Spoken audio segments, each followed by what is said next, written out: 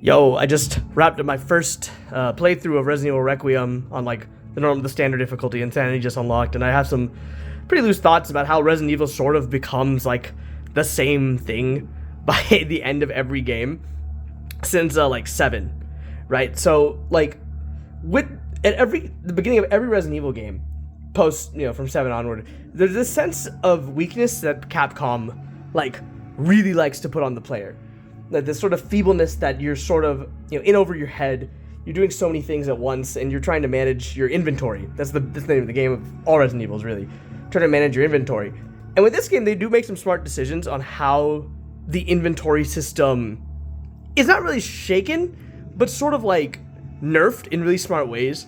Because like in the classic Resident Evil games 1 through 3, if I recall correctly, you could combine ammo in your menus. So there's no Resident Evil doesn't have active menus except for like 5 and 6, I think, where the game state pauses as you play. So when you pause the game, when you enter your menu, the game is paused, meaning that you can sort of collect yourself.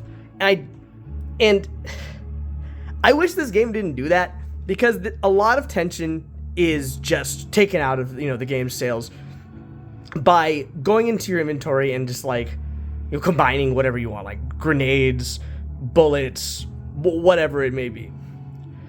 And since Resident Evil is a game about conserving your inventory, the initial parts of the game really want you to make you think, oh, if I use this bullet right now, how much value will I gain from it in the immediate moment versus the long run when I might need it more, like down the line. I think the Grace at Renwood section is really emblematic of the strengths of that and the weaknesses, because the level design is very the level design is very well designed, but it's very well thought out, and how it sort of loops around on itself constantly into this middle section of Renwood. The issue being is that all key items all stem from the center of it. So once you get a key item for a puzzle down the line, you can sort of just put it in the box and it won't be that far from the solution. Once you get like the receiver tags or whatever, like the wristbands, you can't really, they have a finite number of uses. You know exactly on the map where you need to use them because you've seen them. So it takes away more tension from the game. It's like, okay, now I can do this for the rest of the game. Which is, it's kind of deflating, because like that extends to the next section of the game in the basement with Grace, where it's like, you have this idea where it's like you have to constantly be managing these spark plugs essentially, but dude and the stalker, the stalker of this area of the game, the girl, she only can persist in the darkness. She can only live in the darkness. So you have to use, you have to be quote unquote smart with how you use your spark plugs. But the issue is that the spark plugs, there's no finite amount of energy unless it's a like how you say like a fixed moment, unless it's like a very telegraphed moment in the game. At a certain point, like midway through the basement, I sort of was like, okay, the girl's gonna spawn, now she spawns. The girl's gonna spawn, now she spawns. And that sort of takes away a lot of the tension that was in Renwood, because level design is very linear in this one. There is some good there's a good moment where you have to loop around back to the beginning of the game, and when you're going to go save, she appears. That's a fun moment. But the game doesn't do that enough, where it doesn't really play with the player's expectations that much. And then once you get out of the basement, you kind of don't really do much as Grace up until the ending with her and the Lickers, which is actually a very good section of the game. Probably another highlight of the game is how the interplay between the Lickers and the zombies is it's very good. I like the fact that you can't really use your gun anymore. It kind of restricts you, and you have to be a little more clever, like in the beginning of the game. And the resource management is a little more stressful. It's cool that you don't really have to do a puzzle. You don't really have to go back to a safe box because like the Lickers are such a high tier enemy in like the franchise that they have their own gravity, and you have to really respect them. I maybe shot the gun like 3 times in that entire section, which was cool. I do kind of wish that the game forced you to use the gun a little bit more, but I get that would be a little too much. Lickers are good enemies consistently. Zombies in this game are fine. I do wish there were more, for Grace specifically, I wish there were more variety. Like the chef was cool, the 2 singers were cool, Chunk was cool. These are all really cool enemies, but then that's kind of it. Then you have, and I guess the what's it called, the light guy, the bellhop or whatever, the hotel manager. He was fine as well. like overall, I think the gray sections do have this really strong sense of place. I think they're very good level design overall. But I think that there are a couple of like small things, primarily related to zombie AI. Since you can, as with every Resident Evil, you can kind of trick the AI to do what to avoid the AI the best you can. Also, there's a couple of good sections. There's actually a really good moment in the game where at the end of Renwood, when you're going to the basement, you have to let Emily, this blind girl, solve a puzzle because it's in Braille, and Grace never took Braille in high school, where you have to essentially survive, and that's I think that's a good moment because it forces you to use you have to use your bullets. The flag is strictly tied to, I believe, the enemy health. So as when all the enemies are dead, then you can play the rest of the game.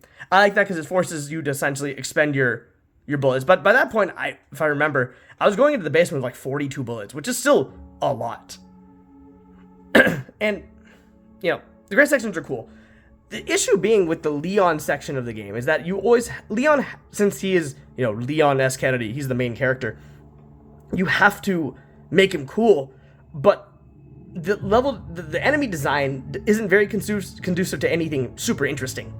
So like good example is shooting enemies in the legs doesn't really provide any consistent, there's no consistent follow-ups in this game, which is fine because it's a horror game, and I think for a first playthrough that makes a lot of sense, where you want the player to believe in this sort of fuzzy state for enemies, which creates good tension.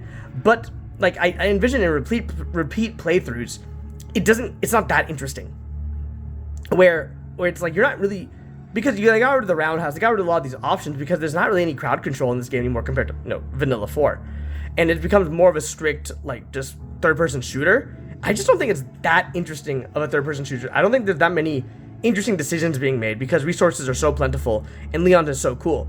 The fact that there's a parry in the game kind of nullifies a lot of the tension as well. And now, obviously the axe, the hatchet does have a health bar, but you replenish it so fast, and room layouts are so big that you don't really run into too many risks when playing as Leon. And circling back to my earlier point, that's what all Resident Evil games become, right? You just sort of become a god by the end of the game. Grace doesn't really do anything at the end of the game after you play as her for a little bit. Leon, takes out lickers, and he takes out zombies, and he, with all of his bullets that he has. And then, going to the final fight with Victor Gideon, I had across all my bullets, maybe 400, 500 bullets. And it's there's no risk anymore. The risk and the fear factor are always going to be at odds because it's a Resident Evil game, and it kind of always snowballs into this. And it is interesting how this game has this idea of marrying the horror of the first person era and the more action oriented combat of RE2 remake. And I just don't know how I feel of them sort of splitting the difference, because I don't think the gray sections, oh there she is right now, with I don't think they really live up to their full potential. And with the Leon section, same thing. I don't think the enemy designs are that conducive to anything super fun. This idea that just because Leon can do cool shit makes a good game, I feel like that's what Capcom wants, right? This is a good game. I can say that wholeheartedly. This is a very good game. And I'm probably gonna replay it again on Insanity, but it just sort of feels like Capcom doesn't know what to do with the series outside of really basic tentpole moments. Of course Leon has to be a cool guy. Of course the first person character has to deal with some pretty early scares, but all tension just sort of falls away. And I wish Resident Evil would pick a side, vanilla OG or RE4 sort of was this is a game about combat. This is a game about crowd control. This is a game about, enemies are no longer negotiable, in the level design. They are just a part of the level design that you have to work around. That's cool, because that does force more meaningful interactions. That does force you to use your inventory really more. And Leon's never really put in those situations. Grace obviously is not going to be put in those situations, but Leon really isn't either. Even in Raccoon City, when there's that section where you fall down the not elevator, but the things that window cleaners use. I don't remember off the top of my head. When he falls down, there's maybe 12 zombies. You just kind of shoot them. You can throw a grenade, and there's not really anything interesting. The level layout is not interesting enough for you to really be considerate, or you can just be running away. It doesn't really matter. Yeah, that's kind of it. Those are super loose thoughts. I probably could coalesce into something more substantial. But this is my thoughts at the current moment. This is a cool game. I do want Capcom to do better next time. I think you have to pick a lane, and I think with Resident Evil it's sort of hard because you can't really pick a lane. But oh well. I mean, biggest thing is just make the menuing active, make it part of the game world, and then you would probably at least have something more interesting. Going to the menu would become a more interesting decision as opposed to just a optimal decision. That's kind of it. Yeah, that's kind of it for my current thoughts.